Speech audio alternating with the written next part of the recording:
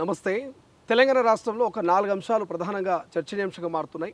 ప్రధానంగా phone tapping కావచ్చు, కాళేశ్వరం కావచ్చు, మరి బీజేపీ రాష్ట్ర కొత్త అధ్యక్షుడు నియామకం కావచ్చు, జూబ్లీహిల్స్ ఉప ఎన్నికల్లో ఏ పార్టీ గెలవబోతున్నది, ఏ గెలుపు గురాల్ని బరిలోకి దించబోతున్నది ఒక చర్చ నడుస్తున్నది. మాట్లాడదాం ఈ 4 అంశాల మీద. ప్రస్తుతం మనతో పాటు బీజేపీ పార్టీ నేత రాజా యాదవ్ గారు మాట్లాడి డిస్కస్ చేసేటువంటి ప్రయత్నం చేద్దాం. సార్ నమస్తే. నమస్తే. సో ఈ 4 అంశాలలో ప్రధానంగా బీజేపీ పార్టీ నాయకులు కాబట్టి మొదటి ప్రశ్న బీజేపీకి సంబంధించి ఈ జూలై మొదటి వారంలో బీజేపీ కొత్త రథసారథి రాబోతున్న ఒక చర్చ జరుగుతుంది. ఒక 4-5 పేర్లు తెర మీదకి వస్తున్నాయి. ఈటెల రాజేందర్ కావచ్చు, రఘునందన్ కావచ్చు, ధర్మపురి అరవింద్ కావచ్చు, డీకే అరుణ కావచ్చు, మళ్ళీ బండి సంజయ్ అని కూడా వస్తున్నది. సో బీజేపీ నాయకులుగా ఏం చెప్తారు? ఇన్ని రోజుల పాటు ఎందుకు అధ్యక్షుడి నియామకానికి ఆలస్యమైందంట? అంటే 12 రాష్ట్రాలకు కాలే, నేషనల్ అధ్యక్షుడు కూడా కావాలి. ఇది ప్రాంతీయ పార్టీలు అయితేనో వాడు కాకపోతే మన కొడుకు, లేకపోతే మనవాడు అవుతాడు.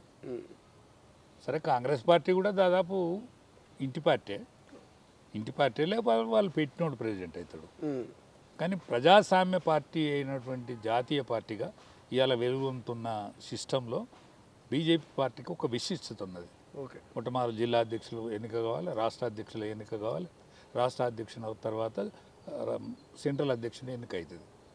ఈ మధ్య ఏంటంటే యుద్ధం, ఏది మొన్న జరిగిన టెర్రరిస్ట్ అటాక్ తర్వాత జరిగినటువంటి పరిణామాలు, ఇవన్నింట్లో అంటే ఒకరింట్లో సావు తప్పు మోగుతా అంటే ఒక ఇంట్లో పెళ్లి తప్పు మోగద్దు కదా. ఈ సాంప్రదాయానికి కట్టుబడి ఉండేటువంటి పార్టీ బీజేపీ పార్టీ. అందుకనే ఈ కొద్ది రోజులు వాయిదా పడ్డ వాస్తవం. ఇక్కడ ఈ ఎన్నిక ఇక్కడ మనకే అయితే లేదని మనం అనుకునే మాట వాస్తవం. ఇక్కడ ఉత్సుకత వేరు. ఎందుకంటే ఇక్కడ బీసీ ఐడియాలజీ డెవలప్ అయింది. ఇవాళ 18 ఏళ్ళ నుంచి 32 ఏళ్ళు ఇవాళ బీజేపీ పార్టీ యువకులు అంతా స్టార్ట్ అయింది. కాబట్టి అరే మన పార్టీకి ఈ పార్టీకి అధ్యక్షుడు అయితే లేడు, ఇంకా ఏం తిప్పల పెడతాను ఇదని ఉంటుంది. కానీ పవర్లోకి వచ్చే పార్టీలో జరిగేటువంటి ఒత్తిడి ఏదైతున్నదో ఆ ఒత్తిడే జరుగుతుంది. కొత్త ఒత్తిడి ఏం లేదు. ఇది అదే ఒత్తిడి పవర్కి వచ్చే ముందర జరిగేటువంటి ఒత్తిడిలు జరుగుతాయి. అంటే అధికారంలోకి రాబోతుందా బీజేపీ పార్టీ? ఖచ్చితంగా. ఎట్లా అంటారు? ఎట్లా సాధ్యమవుతుంది? ఇప్పుడు ఒక్కటే 2 పార్టీలను చూసిండ్రు.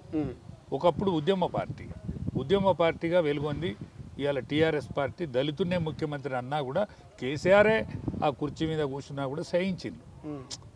ఎన్ని తప్పులు చేసినా మన కుక్క మన కాలు గర్తే చంపుకుంటే ఆమృతాన్ని సాదుకోవాలి, మందు పెట్టుకోవాలి అని సాదుకున్నారు. కానీ రెండవసారి అదే దొంగతనం చేస్తే దాన్ని తొక్కి పారేశారు, అణిచి పారేశారు, చంపి పారేశారు, నామరూపాలు లేకుండా చేశారు. బీజేపీ బీసీ అంటాడు, కానీ వీడు అందుకుంటాడో అందుకోడు అనే డౌట్లా కాంగ్రెస్ పార్టీ ఎక్కడనో అడుగులో ఉన్న కాంగ్రెస్ పార్టీ కోట్లేసాడు. కాంగ్రెస్ పార్టీ నాయకులు పరారైంది. ఎక్కడోడక్కడ పరారైనా దొరకకున్నా మనకు ఓటేసాడు. రేవంత్ రెడ్డి కాంగ్రెస్ పార్టీ కాదు, అయినా కాకున్నా ఆయన ఢిల్లీని తిప్పుకున్నాడు. ఇది వేరే. ఆయన ఢిల్లీని తిప్పుకున్నాడు, ఆయన ఇది వేరే. కాబట్టి ఆనాడు కాంగ్రెస్ పార్టీని ఎన్నుకున్నారు. వీని చూసిండు, వాడిని చూసిండు, టీఆర్ఎస్ వాడిని చూసిండు, కాంగ్రెస్ వాడిని కూడా చూసాడు. అంటే కాంగ్రెస్ వాడు అధికార బలంతో ప్రజాబలంతో అయినోడు కాదు, ప్రజాబలంతో కాలే. టీఆర్ఎస్ వద్దనుకుంటే, కేసీఆర్ వద్దనుకుంటే కాంగ్రెస్ పార్టీ గెయిన్ అయింది. అంటే కాంగ్రెస్ పార్టీ ఎట్లా తిప్పుకున్నాడో రేవంత్ రెడ్డి కాంగ్రెస్ పార్టీ కూడా కాదు ఆయన, కానీ దాన్ని కాంగ్రెస్ పార్టీని మేనేజ్ చేసి ఆ ఢిల్లీ అవసరాన్ని అర్చుకొని ఆయన ముఖ్యమంత్రి అయింది. దాని తర్వాత 2 పార్టీలను చూసింది. 14 ఏళ్ళ ఉద్యమము, 10 ఏళ్ళ రాజ్యం, 24 ఏళ్ళు కేసీఆర్ ఎంబడి ఉన్నారు. కానీ 20 నెలలు కూడా కాలే ఈయన ఎంబడే ఎవరు లేడు. కాబట్టి వానికి అవకాశం ఇచ్చినా ఈసారి బీజేపీకి అవకాశం ఇవ్వాలనేది ప్రజా నినాదమైంది, పబ్లిక్ నినాదమైంది. 18 ఏళ్ళ నుంచి 32 ఏళ్ళ వరకు ఏదైతే యువతరం ఉన్నదో ఆ యువతరం డైరెక్ట్ మోడీ కనెక్ట్కి వెళ్ళిపోయింది. అందుకనే ఖచ్చితంగా ఈ రేపు బీజేపీ అవుతుంది. కాబట్టి ఈ ఒత్తిడి కూడా అందులో భాగమే. కానీ ఇప్పుడు రాజా యాదవ్ గారు బీజేపీలో చాలామంది పోటీ పడుతున్నారు. ఎందుకంటే అధ్యక్ష పీఠం అంటే ఈక్వల్ టు సీఎం బీజేపీ పార్టీలో. సో ఇంతమంది పోటీలో ఎవరికి వచ్చే అవకాశం ఉంటుంది? రఘునందన్ రావు అంటున్నారు, జూనియర్ అయినప్పటికీ చాలా తెలివికలైనటువంటి వ్యక్తి. ఇక ఈటెల రాజేందర్ సీనియర్ అయినప్పటికీ కూడా ఆయన కూడా చాలా రాజకీయ అనుభవం ఉన్నటువంటి వ్యక్తి. ఇక డీకే అరుణ మహిళా కోట అంటున్నారు, ధర్మపురి అరవింద్ అంటున్నారు. లేదు పాతగా అధ్యక్షుడు బండి సంజయ్ అయితే ఇంకా బాగా ఉరికిస్తారనేటువంటి ఒక చర్చ కూడా జరుగుతున్నది. సో రాజా యాదవ్ మద్దతు సపోర్ట్ ఎవరి వైపు ఉండే అవకాశం ఉంటుంది ఇంతమందిలో? నా మద్దతు సపోర్ట్ ఉండదు, కానీ నేను విశ్లేషణ మాత్రం నాకు విశ్లేషించేటువంటి అవగాహన ఉన్నది. నేను వివిధ పార్టీలలో పనిచేసిన విధానం కావచ్చు, బీజేపీని మొదట చూసిన విధానం కావచ్చు, విశ్లేషణాత్మకంగా విశ్లేషించేటువంటి ఆలోచన మాత్రం నాది ఉంటుంది. ఓకే, ఎట్లా అంటే కిషన్ రెడ్డి గారు ఉమ్మడి ఆంధ్రప్రదేశ్కు అధ్యక్షుడిగా ఉన్నాడు, సపరేట్ తెలంగాణకు కూడా ఈనాడు అధ్యక్షుడిగా ఉన్నాడు. అనుభవజ్ఞుడు, చాలా అనుభవజ్ఞుడు. వాజ్పేయి గారితో మెదిలిండు, వెంకయ్యనాయుడుతో మెదిలిండు, దత్తాత్రేయ గారితో మెదిలిండు, వి రామారావుతో మెదిలిండు. అపూర్వమైన అనుభవం ఉన్నది ఆయనకు. ఆయనకు కేంద్రంలో ఒక మంచి మంత్రి పదవి కూడా ఉన్నది. అందుకని ఆయనకు అవకాశం ఇస్తారని నేను అనుకుంటలేను. మళ్ళా ఓకే. డికే అరుణ గారు యోగ్యురాలు, కాంగ్రెస్ పార్టీలో పేరెన్నిక కన్నా నాయకురాలు, మంత్రిగా చేసిన అనుభవం ఉన్నది. మళ్ళీ ఆమెకే అవకాశం మళ్ళా రెడ్డి సామాజిక వర్గానికి ఇస్తారని అనిపిస్తలేదు. ఓకే. రెడ్డి సామాజిక వర్గానికి లాజికే ఇది కూడా అనిపిస్తలేదు. పోతే బండి సంజయ్ గారు ఆయన కాలంలో ఉరికిచ్చిన మాట వాస్తవం, ఉరకలేసిన మాట వాస్తవం. ఆయనను అందుకనే ఆయన మెరిక లాంటిటువంటి వ్యక్తిని తీసుకుపోయి కేంద్రంలో ఒక హోంశాఖ మంత్రిగా నియమించింది, సహాయక మంత్రిగా నియమించింది. ఆయనను మళ్ళా దాని నుంచి మార్చుకొచ్చి మళ్ళా అధ్యక్షుని పెడతారని నాకు అనిపిస్తలేదు. ఓకే. అదే సామాజిక వర్గానికి చెందినటువంటి మా నాయకులు ఇంకా ఇద్దరు ఉన్నారు. ధర్మపురి అరవింద్ గారు, లక్ష్మణ్ గారు పార్లమెంటరీ బోర్డు మెంబరు. పోతే ఓబీసీ ఆల్ ఇండియా అధ్యక్షుడు ఆయన. ఒక సామాజిక వర్గంలో ఇన్ని పోస్టులు ఉంటాయని నాకు అనిపించలేదు. అందుకని అరవింద్ అరుడైనా కూడా మాటకారైనా కూడా రాజకీయ నేపథ్యం ఉన్న కుటుంబం అయినా కూడా అరవింద్ అవకాశం అట్ట పోతా ఉన్నది. పోతే మా రఘునందన్ రావు అపారమైన తెలివితేటలు ఉన్నాడు, మునగాడే. కానీ సామాజిక వర్గం వెలమ సామాజిక వర్గం. ఆ వెలమలలో పోటీ ఆయనకు లేదు. కానీ కేసీఆర్ చేసిన పురుషార్థం ఏదైతున్నదో ఆయన మెదక్ ఎంపీ చేయగలిగింది. కానీ విస్తృత స్థాయిలో పార్లమెంట్ స్థాయిలో అనేక అనుభవం ఉన్నది. కేంద్రంలో కూడా మనం వాణిని వినిపిస్తూ ఉన్నాడు. చాలా గొప్ప నాయకుడు. ఆయన కావాల్సిన అర్హతలు అన్నీ ఉన్నాయి. కానీ ఆ సామాజిక వర్గానికి ఇస్తారో ఇయ్యరో బీసీ సామాజిక వర్గానికి ఇస్తారని అనిపిస్తుంది నాకు. బీసీ సామాజిక వర్గంలో ఉన్నది ఏకైక మిగిలింది ముదిరాజ్ సామాజిక వర్గం. తొలి ఆర్థిక మంత్రి తెలంగాణకు, మళ్ళా ఆరోగ్య మంత్రి, కేంద్రంలో శభాష్ అనిపించుకున్నటువంటి వ్యక్తి, పోరాటంలో ఉన్న వ్యక్తి, ప్రతి గ్రామానికి తెలిసిన వ్యక్తి, అనేక వ్యవస్థలలో పనిచేసిన వ్యక్తి, స్వచ్ఛందమైన ఒక గొప్ప మంచి పేరున్న వ్యక్తి. కాబట్టి ఈటల రాజేందర్కి అవకాశం ఉన్నదని అనిపిస్తుంది. ఈ మధ్యలో ఈ రామచంద్రరావు పేరు, చింతల రామచంద్ర అనుకుంటా, ఇంకో ఆయన మాజీ ఎమ్మెల్సీ రామచంద్రరావు పేరు, వీళ్ళ పేర్లు కూడా తెరమికి వస్తుంది. మరోవైపు ఆర్ఎస్ఎస్ బ్యాక్గ్రౌండ్ ఉండాలి, ఆర్ఎస్ఎస్ సపోర్ట్ ఉండాలని ఒక చర్చ కూడా జరుగుతున్నది. ఎట్లా చూస్తారు? ఇప్పుడు చింతల రామచంద్రారెడ్డి గారు రెడ్డి సామాజిక వర్గమే. ఓకే. ఇప్పుడు మన ఎమ్మెల్సీ రామచంద్రరావు గారు పూర్వీకుడే, ఆర్ఎస్ఎస్ బ్యాక్గ్రౌండ్, ఏబీవీ బ్యాక్గ్రౌండ్. కానీ వాళ్ళ సామాజిక వర్గం బ్రాహ్మణ సామాజిక వర్గం. అది గ్రామాలలో విస్తృతంగా ఉండదు. తెలివైన సామాజిక వర్గమే. కానీ ఈనాటి రాజకీయాలల్లో తెలివితో పాటు బలగము, కులము, బలగం, ఇది ఈ నేపథ్యం ముందడికి వచ్చింది. ఈ నేపథ్యం ముందడికి వచ్చిన దాంట్లో రామచంద్రరావు క్యాండిడేట్ కౌంట్ చేస్తారని నేను అనుకుంటలేను. రెండోది ఏంటంటే ఆర్ఎస్ఎస్ మూలాలు, ఏబీవీ మూలాలు ఉన్నోళ్ళు మాకు ప్రత్యేకంగా అర్హులైన మాట నిజం. కానీ దేశ రాజకీయ పరిస్థితులను దృష్టిలో పెట్టుకుంటే ఇవాళ మాకు అస్సాం ముఖ్యమంత్రి ఆయన కాంగ్రెస్ పార్టీలో ఆర్థిక మంత్రి, ఇవాళ మాకు ముఖ్యమంత్రి. ఇవాళ తృణమూల్ కాంగ్రెస్లో ప్రతిపక్ష నాయకుడిగా ఉన్నటువంటి వ్యక్తి రేపు అక్కడ రాజ్యం వస్తే ఆయనే సీఎం. కాబట్టి ఇక్కడ మొన్న బీసీ ముఖ్యమంత్రి అన్నారు. కాబట్టి బీసీ ముఖ్యమంత్రినే రేపు, ఎందుకంటే ఎవరు అధ్యక్షులు అయితే తెలంగాణ బీజేపీ అధ్యక్షుడు ఎవరైతే వాళ్ళు నెక్స్ట్ ముఖ్యమంత్రి బీసీ ముఖ్యమంత్రి, అది ఈటలైనా బీసీ ముఖ్యమంత్రి నెక్స్ట్. ఎందుకంటే టీఆర్ఎస్లో వెలుమే, టీఆర్ఎస్కి ఎంత మాత్రం అవకాశం లేని పార్టీ ఈ రాష్ట్రంలో టీఆర్ఎస్ మాత్రమే. కొద్దో గొప్ప అవకాశం ఉన్న పార్టీ కాంగ్రెస్ పార్టీ. కానీ కాంగ్రెస్ పార్టీకి ఆల్ ఇండియాలో ఆ పార్టీ మన కొవ్వు వత్తి కరుగుతుంది, దీపం వత్తిగా వెలుగుతలేదు. దీపం వెలిగితే వత్తి ఎగేసి నూనె బొత్తే వెలుగుతుంది.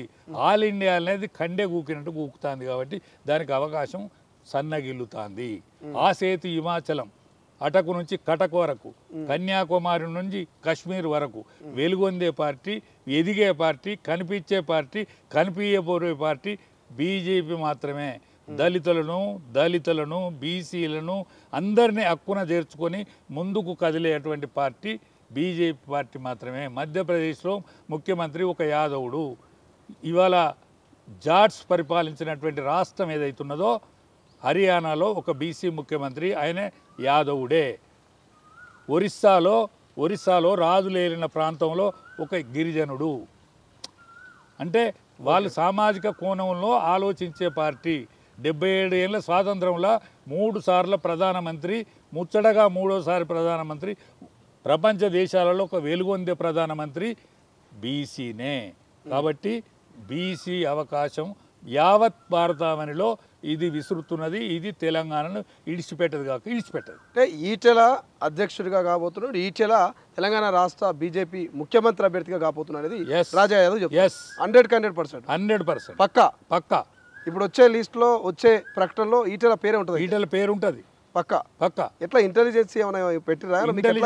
నేను చెప్పిన విధానం, నేను మొట్టమొదటి చెప్పిన విశ్లేషణ అని చెప్పిన. ఓకే, నా విశ్లేషణలో ఏమైనా పొరపాటు ఉంటే నువ్వు కౌంట్ చేయి.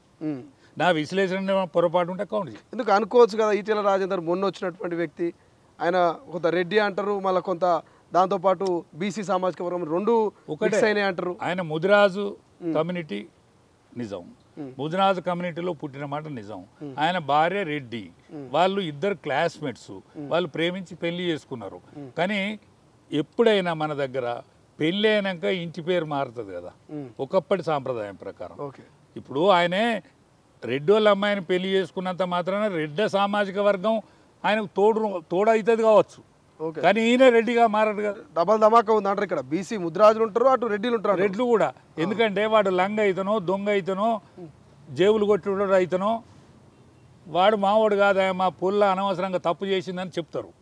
కానీ వాడు యోగ్యుడైతే, వాడు ముఖ్యమైన భూమిక పోషిస్తే, సమాజంలో మంచి పేరు ప్రతిష్టలు తెచ్చుకుంటే, మా అల్లుడు ముదిరాజైనా లేకపోతే కాపోడైనా లేకపోతే గొల్లోడైనా ఇంకెవ్వడైనా కూడా మా అల్లుడు యోగ్యుడు అని చెప్పుకుంటారు. లంగ అయితే దొంగ అయితే జేబు దొంగ అయితే అన్నీ. కానీ మా పొల్ల పొరపాటు చేసింది, లంగ గాడికొడుకు దొరికిండు, ఒక దొంగ దొరికిండు, జేబులు గతిరిచ్చేటోడు దొరికిండు అని ముఖం కిందికి వేసుకుంటారు. సరే రాజా యాదవ్ గారు, మీ అనాలిసిస్ బాగుంది, అన్నీ పర్ఫెక్ట్ అనిపిస్తున్నాయి. ఈటెల అధ్యక్షుడు ముఖ్యమంత్రి అభ్యర్థి అని 100% అనిపిస్తున్నది. కానీ నాకు ఇంకో ప్రశ్న ఇక్కడ ఏమనిపిస్తుంది అంటే, ఒకవేళ అధ్యక్షుడి ఈటెల గనక అయితే మరి ఈ మిగతా సామాజిక వర్గాలు, ఈ మిగతా ఆశావాహులు, ఈ బీజేపీలో కీలకంగా ఉన్నటువంటి వ్యక్తులు సపోర్ట్ చేస్తారా? ఆయన అధ్యక్షుడు నియామకం అయిన తర్వాత ఆయన మరి 100% న్యాయం చేయగలుగుతారా వీళ్ళ మద్దతు లేకుండా? ఒకటే, బీజేపీ పార్టీలో పాలల్లో నీళ్ళు కలుపుతాయి, మిగతా పార్టీలలో నీళ్ళల్లో పాలు కలుపుతారు. ఏంది రెండుకి తేడా? రెండింటి ఏంటంటే, నీళ్ళల్లో పాలు కలిపినాయో నీళ్ళు మొత్తం ఎక్కువ ఉంటాయి, నీళ్ళు ఎక్కువ ఉండి అవి ఎగిరిపోయి పాలు మిగులుతాయి ఆఖరికి. ఓకే, దీంట్లో నీళ్లు ఆవిరయ్యి పాలు మిగులుతాయి. ఓకే, కాబట్టి మా అధిష్టాన వర్గం ఏ నిర్ణయం తీసుకున్నా కట్టుబడి ఉండే పార్టీ బీజేపీ పార్టీ. అందరు కలిసిపోతారు, అందరు కలిసిపోతారు, ఏమి తేడా లేకుండా కలిసిపోతారు. పోటీ పడేమాట వాస్తవం, కానీ కలిసి ఉండేమాట వాస్తవం. ఏకత్వంలో భిన్నత్వం, భిన్నత్వంలో ఏకత్వం ఉంటుంది. ఏకత్వంలో భిన్నత్వం అనేక పార్టీలకు ఉంటుంది, కానీ భిన్నత్వంలో ఏకత్వం ఉండే పార్టీ బీజేపీ. ఇది రైట్. ఇక జూబ్లీ హిల్స్ ఉప ఎన్నిక విషయానికి వస్తే ఎట్లా చూస్తారు? మాగంటి అకాల మరణం తర్వాత అక్కడ ఎన్నికలు తప్పవు. సో చాలా వరకు కాంగ్రెస్ అక్కడ బలమైన అభ్యర్థులు బరిలోకి దించాలనుకుంటున్నది, బీఆర్ఎస్ కూడా మాగంటి సతీమణి అనుకుంటుంది, ఇంకొంతమంది పేర్లు వస్తున్నాయి. సో బీజేపీ నుంచి ఏ అభ్యర్థిని పెట్టే అవకాశం ఉంది? మైనార్టీ ఓటర్లు కొంత మీకు దూరంగా ఉంటారు, మీ పార్టీకి అనే చర్చ జరుగుతుంది. సో ఇక మరి బీసీ సామాజిక వర్గమా, రెడ్డియా, వెలవనా, ఎవరు వచ్చే అవకాశం ఉంది మీ అంచనా ప్రకారం? మా కిషన్ రెడ్డి గారు కేంద్ర మంత్రి వాళ్ళు అయితే ఉన్నారో ఆయన పార్లమెంటరీ కాన్స్టిట్యూన్సీ వస్తుంది, ఇది ఆయన పార్లమెంటరీ కాన్స్టిట్యూన్సీ కింద వస్తుంది.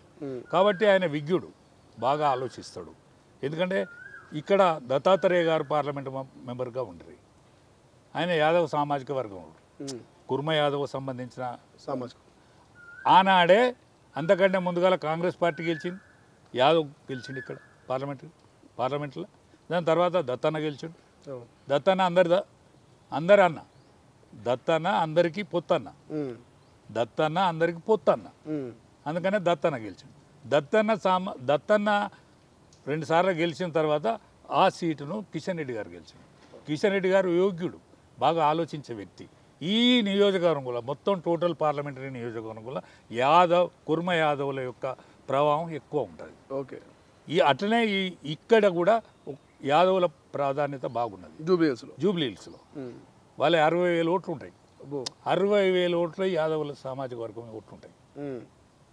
అంటే కుర్మ యాదవులు కడితే 60,000 ఓట్లు ఉంటాయి. ఓకే, అంటే ముస్లిం జనాభా తర్వాత యాదవులు మాత్రమే ఉంటారు.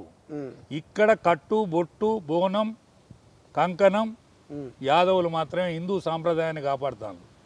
హిందూ సాంప్రదాయాన్ని కాపాడేది ఇక్కడ యాదవులు మాత్రమే. ఓకే, వాళ్ళు పోషమ్మ పెడతాన్లా, పోలేరమ్మకు పెడతాన్లా, బోనం ఎత్తుకుంటాన్లా, శివం దూల్తాన్లా, శివసత్తులు ఏరుతాన్లా. కానీ యాదవులు మాత్రమే ఇక్కడ ఈ హిందూ సామాజిక వర్గానికి ప్రతినిధులు. కాబట్టి వాళ్ళు ముస్లిం క్యాండిడేట్కే ఇవ్వాల్సిన అవసరం ఏర్పడుతుంది కాంగ్రెస్ పార్టీకి. ఎందుకంటే కాంగ్రెస్ పార్టీ అంటే ముస్లిం లేకుండా వాళ్ళు బతకలేరు.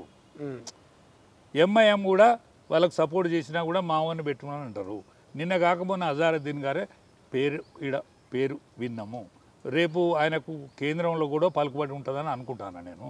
కాబట్టి మా కిషన్ రెడ్డి గారు కూడా యోచన చేస్తాడని అనుకుంటాను.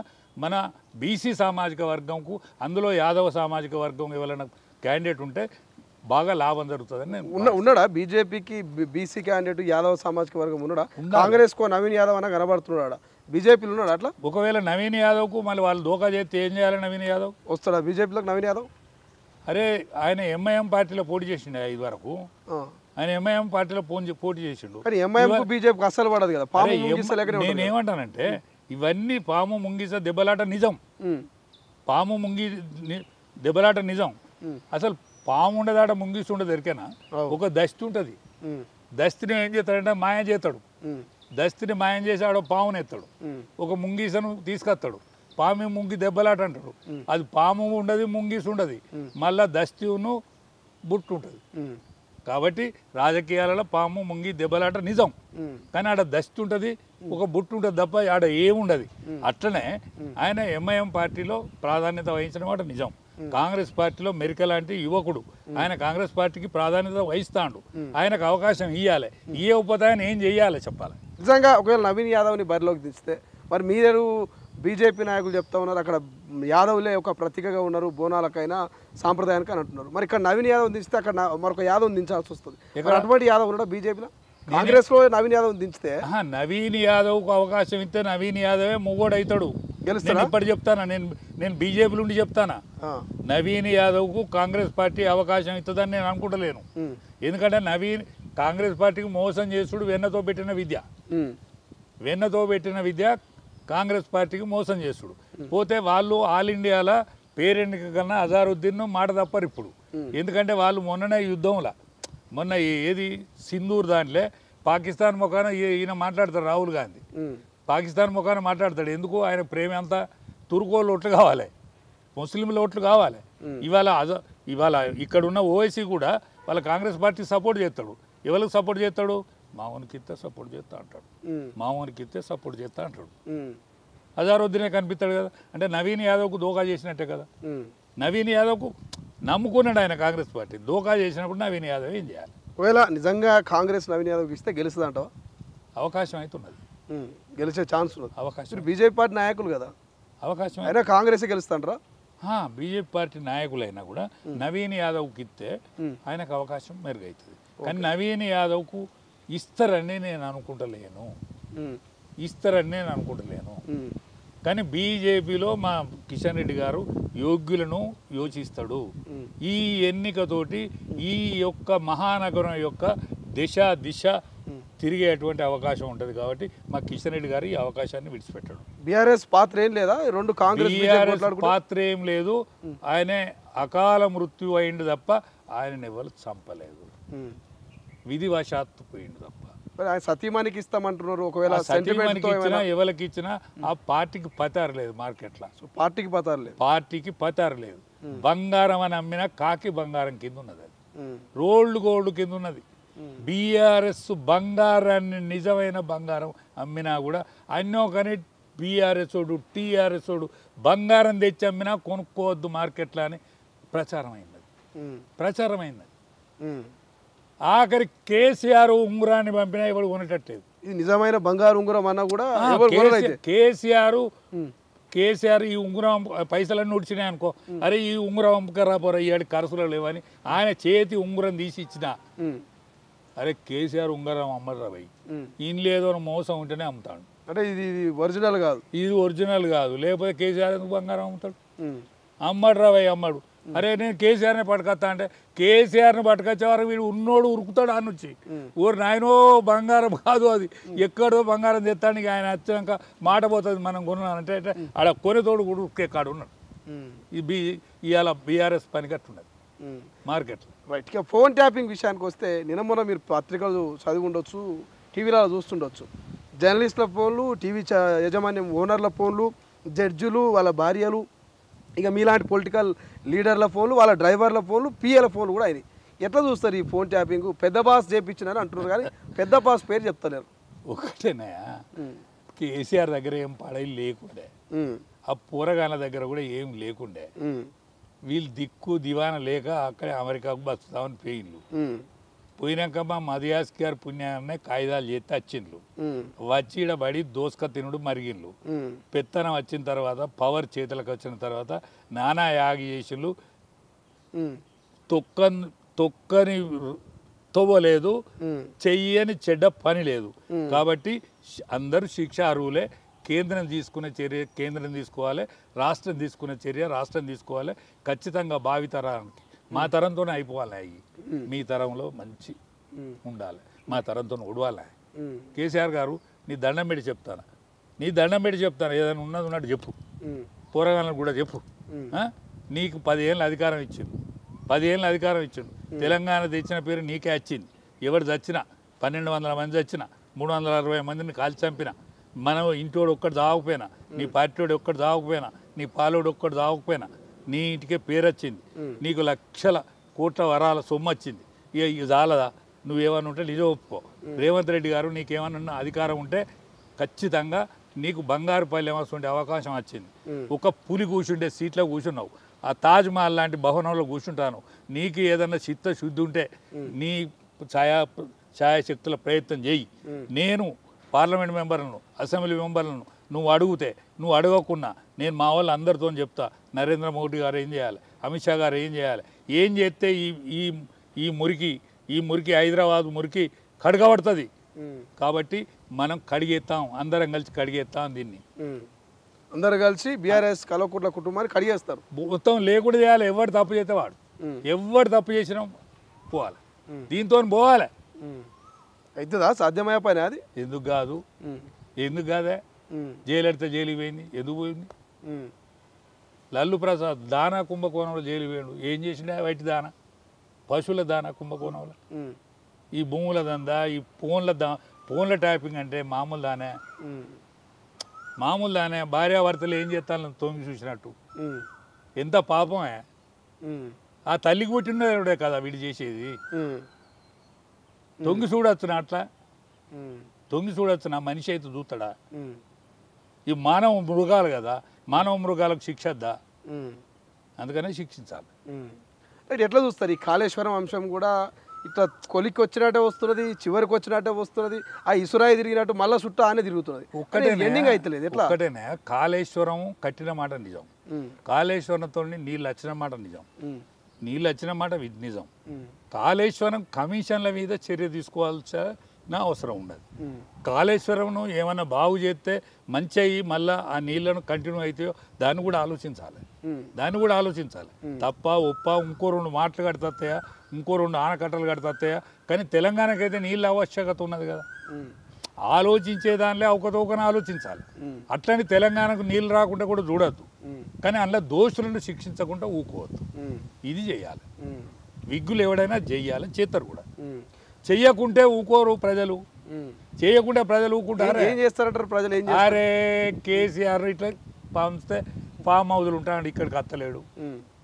ఎక్కడో ఉన్న రేవంత్ రెడ్డిని తీసుకొస్తే ముఖ్యమంత్రి అయిండు. ఎక్కడున్నటోడు కాంగ్రెస్ పార్టీ దొరకలే, పరారైన వానికి ఓట్లయితే మంత్రులు అయిండ్లు, ఎమ్మెల్యేలు అయిండ్లు. వానికి కుంచెటోడు, మెంచెటోడు, కట్టె పట్టుకొని తిరిగేటోడు కూడా ఎమ్మెల్యే అయిండు, మంత్రి అయిండు. ఎక్కడ వీళ్ళని అందరిని ఇట్లా పోతే లేకుండా కడిగేసిపోయి రేపు బీజేపీ ముఖ్యమంత్రి కడిగిన ఆనిముత్యం అసలు ముఖ్యమంత్రి వస్తాడు చూడు. బీసీ ముఖ్యమంత్రి, బీజేపీ ముఖ్యమంత్రి, ఆనిముత్యం లాంటి ముఖ్యమంత్రి ఇక్కడ నేర్తాడు. ఎరికేనా? ఇప్పుడు మీరు ముఖ్యమంత్రి అంటారు, కానీ ముఖ్యమంత్రి కంటే ముందు మీకు పరీక్ష ఉన్నది. రేపు జరగబోయే లోకల్ బాడీ ఎన్నికలు కావచ్చు, లేకపోతే మున్సిపల్ ఎన్నికలు కావచ్చు, ఒక పెద్ద పరీక్ష మీకు. వీటిలో ఎట్లుంటుంది మీ పర్ఫార్మెన్స్? ఒకటేనా, హైదరాబాద్ నగరాన్ని కొట్టుడు మాత్రం నిజం. హైదరాబాదు మేయర్ సీటు కొట్టుడు మాత్రం నిజం ఈసారి. కానీ గ్రామ పంచాయతీలు అంటావా, సర్పంచ్కి నిలబడతాడు టీఆర్ఎస్ వాడో కాంగ్రెస్ వాడో ఉన్నాడా. బీజేపీకి ఓట్లు ఉన్నాయి, మెరికల్ లాంటి యువకులు ఉన్నారు, కానీ క్యాండిడేట్ లేని మాట నిజం. బీజేపీ సర్పంచ్ నిలబడతాం, ఎంపీటీసీ నిలబడతాం, జెడ్పీటీసీ నిలబడతాం లేడు. కానీ అది వాళ్ళు ఉండరా పాడై, వాళ్ళు గెలిచినప్పుడు అధికార పార్టీ పోతారు. మళ్ళా కాంగ్రెస్ గెలిచినా కూడా ఒకటో రెండు వాడు ఉండరు. ఎందుకంటే బొచ్చడు పైసలు ఖర్చు పెడితేనే అవుతాడు. వాడు అన్న సంపాదించుకుంటే పోతాడు. 3 ఏళ్ళ ఎన్నికల వరకు మనకి లాగా ఉండదు, అంగి ఉండదు, నడవ రాదు, మొత్తం వ్యసనపరుడు అవుతాడు. అంగి మాత్రది, లాగు మాత్రది, అన్ని లండు అవుతాడు. సర్పంచ్ గారు కనిపిస్తే పరార్ అన్ని కానీ ఆయన కోట్లే వేద్దాం అనే కాడికి వస్తుంది. లండు అవుతుంది. అది రాబోయే రోజులుగా చూస్తాం. ఏం చెప్తారు ఈ రాష్ట్ర రాజకీయాలు చూస్తుంటే, ఈ కేసులు, ఈ విచారణలు, ఈ కథ, ఈ కార్యక్రమం చూస్తుంటే రాష్ట్రం ఎటువైపు పోయే అవకాశం కనిపిస్తుంది? అవినీతి పరులకు శిక్ష పడేటట్టు అనిపిస్తుంది? ఖచ్చితంగా పడుతుంది. పడకుండా మళ్ళీ రాష్ట్రంలో మళ్ళీ రాజ్యంలో పడుతుంది. 3 ఏళ్ళు తప్పించుకుంటూ పెద్ద లెక్క కాదు కదా. 3 ఏళ్ళ దానిక వాయిదా ఎత్తాడు రేవంత్ రెడ్డి. 3 ఏళ్ళ తర్వాత వాయిదా వేసి ముఖ్యమంత్రి అయితే రాడు. వెంటనే శిక్షలు వేసి ముఖ్యమంత్రి అవుతాడు. ఆలస్యం చేసిన వాడికి కూడా శిక్ష పడేది ఉంటుంది.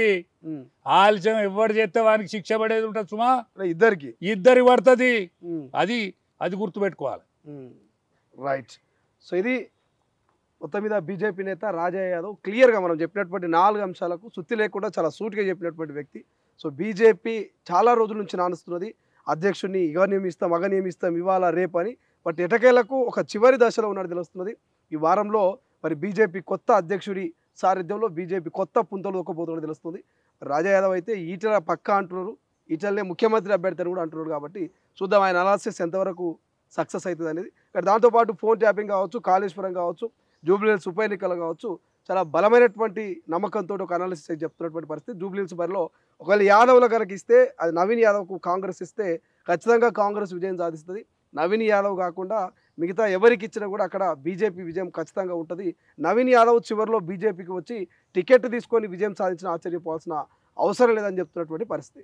చూద్దాం. మరోవైపు కేసీఆర్, ఇక్కడ రేవంత్ రెడ్డి ఇద్దరిని డబల్ ధమాకా కింద మేము అధికారంలోకి వచ్చిన తర్వాత ఇప్పుడు కేసీఆర్ మీద ఈ 3 ఏళ్లలో కాంగ్రెస్ యాక్షన్ తీసుకోకపోతే డబల్ ధమాకా మళ్ళీ వచ్చేది బీజేపీ అధికారంలోకి తెలంగాణలో. ఆ బీజేపీ వచ్చిన తర్వాత ఇద్దరు ముఖ్యమంత్రుల మీద ఖచ్చితంగా యాక్షన్ ఉంటుందంటూ వల్ల గుద్దినట్టు చాలా బలంగా చెప్తున్నాడు. చూద్దాం భవిష్యత్తులో ఏం జరుగుతుందో. కెమెరా పర్సన్ అజయ్తో శ్రీశైలం, తొలి వెలుగు, హైదరాబాద్. అసలైన తొలి వెలుగు. ఫాలో వాట్సాప్ @తొలి వెలుగు official.